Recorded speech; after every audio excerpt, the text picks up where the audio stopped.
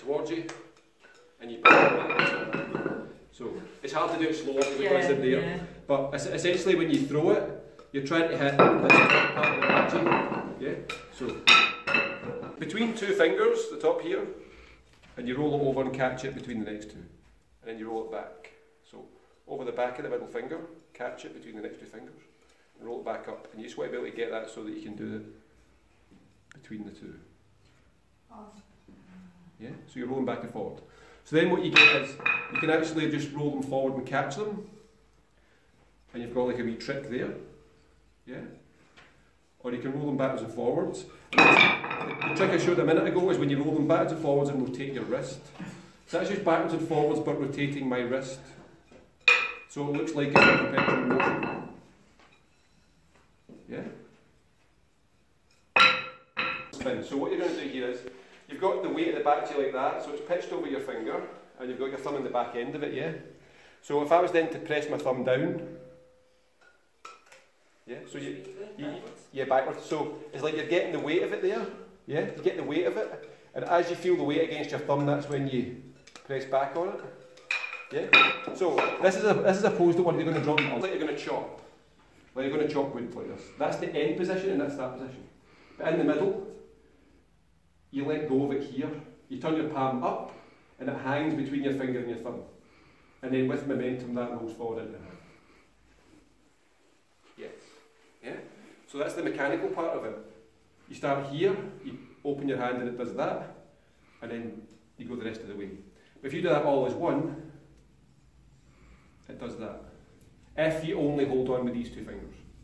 Yeah? So it's just opening your hand. That's the idea, is like a chop, but halfway through that you're turning your ham up and then down. You start here, chop, chop, chop. Yeah? And you go back to that position. So it falls on the outside and you hold it only with those two fingers. And then you'd be catching it with the rest of your fingers and pulling it towards you. It would land back in this position. Yeah. So you're down here in regular plate position. It's going into the crack and then to the outside of your arm, yeah? So there, and you end up with that. And then because that would be rolling, you then be able to catch it. So here, you do.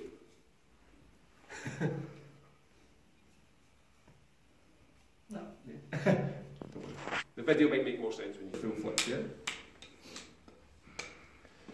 Okay.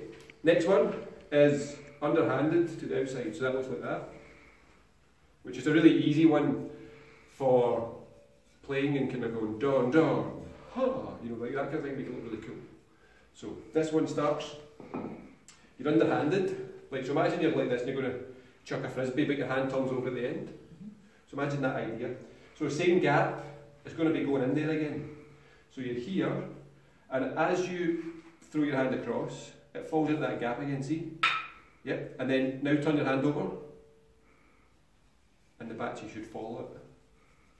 Like that, so you're here, underhanded, goes into the crack, and then you turn your hand over, and it follows the line.